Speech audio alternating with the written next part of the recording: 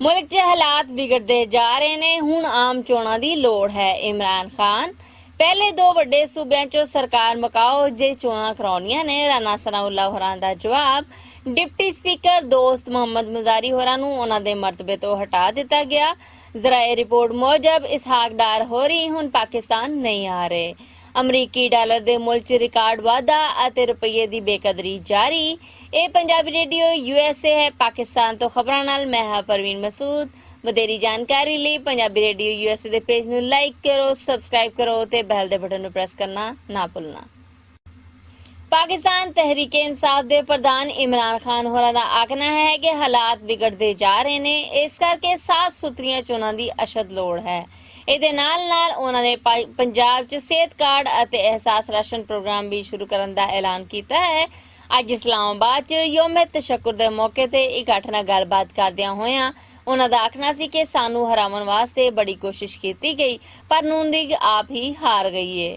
ਉਹਨਾਂ ਆਖਿਆ ਕਿ 3 ਮਹੀਨੇ ਪਹਿਲੇ ਸਾਡੀ ਸਰਕਾਰ ਨੂੰ ਮੁਕਾ ਕੇ ਸਾਡੀ ਥਾਂ ਕਰਪਟ ਲੋਕਾਂ ਨੂੰ ਸਰਕਾਰ ਦੇ ਦਿੱਤੀ ਗਈ ਪਰ ਸਾਡੀ ਆਵਾਮ ਨੇ ਉਹਨਾਂ ਨੂੰ ਕਬੂਲ ਹੀ ਨਹੀਂ ਕੀਤਾ।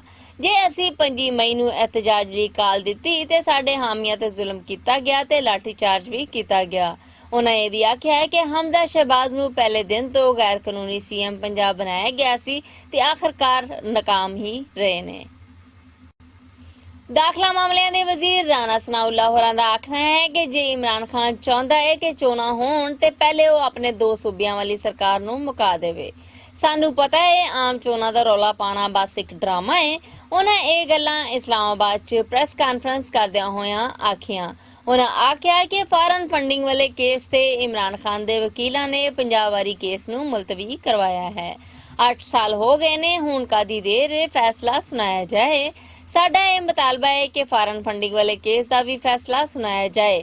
ਸੁਣਨ ਵਾਲਿਆਂ ਨੂੰ ਦੱਸਦੇ ਜਾਈਏ ਕਿ ਕੱਲ ਫਵਾਦ ਚੌਧਰੀ ਨੇ ਰਾਣਾ ਸਨਾਉੱਲਾ ਹੋਰਾਂ ਨੂੰ ਅਕਲ ਤੋਂ ਪੈਦਲ ਆਖਿਆ ਸੀ ਤੇ ਅੱਜ ਦੀ ਪ੍ਰੈਸ ਕਾਨਫਰੰਸ 'ਚ ਰਾਣਾ ਸਨਾਉੱਲਾ ਹੋਰਾਂ ਨੇ ਇਮਰਾਨ ਖਾਨ ਨੂੰ ਅਕਲ ਤੋਂ ਪੈਦਲ ਆਖਿਆ।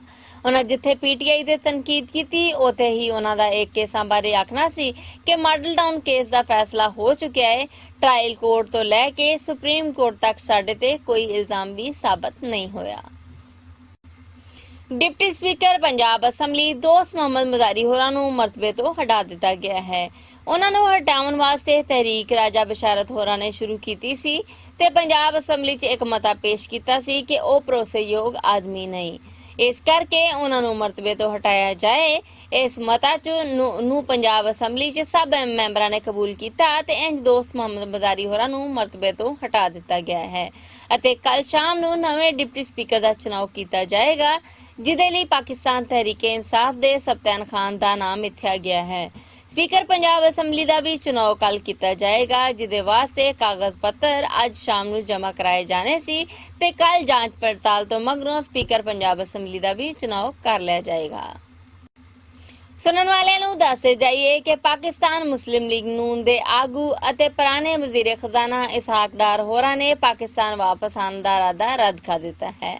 ਉਹਨਾਂ ਦਾ ਆਖਣਾ ਹੈ ਕਿ ਕਿਉਂਕਿ ਪਾਕਿਸਤਾਨ 'ਚ ਗਰਮੀਆਂ ਦਾ ਮੌਸਮ ਚੱਲਦਾ ਪਿਆ ਹੈ ਤੇ ਸੁਪਰੀਮ ਕੋਰਟ 'ਚ ਵੀ ਗਰਮੀਆਂ ਦੀਆਂ ਛੁੱਟੀਆਂ ਨੇ, ਇਸ ਕਰਕੇ ਪਟੀਸ਼ਨ ਲਈ ਨਵੀਂ ਤਾਰੀਖ ਨਹੀਂ ਲੱਭਦੀ ਪਈ।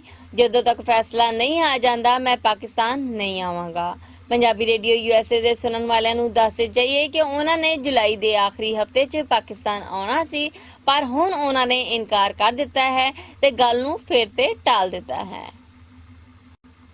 ਪਾਕਿਸਤਾਨੀ ਰੁਪਈਏ ਦੀ ਬੇਕਦਰੀ ਦੇ ਸਭ ਰਿਕਾਰਡ ਟੁੱਟ ਗਏ ਨੇ। ਅਮਰੀਕੀ ਡਾਲਰ ਦੇ ਮੁੱਲ 'ਚ ਰਿਕਾਰਡ ਵਾਧਾ ਵੇਖਣ ਨੂੰ ਲੱਭ ਰਿਹਾ ਹੈ।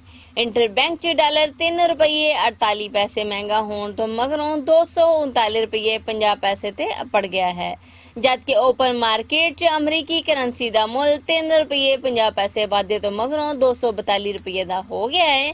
ਯਾਦ ਰਵੇ ਕਿ ਨੂਨ ਲੀਗ ਦੀ ਸਰਕਾਰ ਦੇ ਆਂਦਿਆਂ ਹੀ ਅਮਰੀਕੀ ਡਾਲਰ 57 ਰੁਪਈਏ ਮਹਿੰਗਾ ਹੋਇਆ ਸੀ, ਜਿਹਦੇ ਕਰਕੇ ਮੁਲਕੀ ਕਰਜ਼ਿਆਂ 'ਚ ਵੀ ਵਾਧਾ ਹੋ ਗਿਆ ਸੀ, ਜਦਕਿ ਪਿਛਲੇ ਇੱਕ ਹਫ਼ਤੇ 'ਚ 8 ਰੁਪਈਏ 25 ਪੈਸੇ ਦਾ ਵਾਧਾ ਵੇਖਣ ਨੂੰ ਨਜ਼ਰ ਆ ਰਿਹਾ ਹੈ। ਪਾਕਿਸਤਾਨ ਤੋਂ ਹੁਣ ਤੱਕ ਲਈ ਇੰਨਾ ਹੀ। ਵਧੇਰੀ ਜਾਣਕਾਰੀ ਲਈ ਪੰਜਾਬੀ ਰੇਡੀਓ USA ਦੇ ਪੇਜ ਨੂੰ ਲਾਈਕ ਕਰੋ, ਸਬਸਕ੍ਰਾਈਬ ਕਰੋ ਤੇ ਬੈਲ ਦੇ ਬਟਨ ਨੂੰ ਪ੍ਰੈਸ ਕਰਨਾ ਨਾ ਭੁੱਲਣਾ। ਮੈਨੂੰ ਪਰਵੀਨ ਮਸੂਦ ਨੂੰ ਇਜਾਜ਼ਤ ਦਿਓ।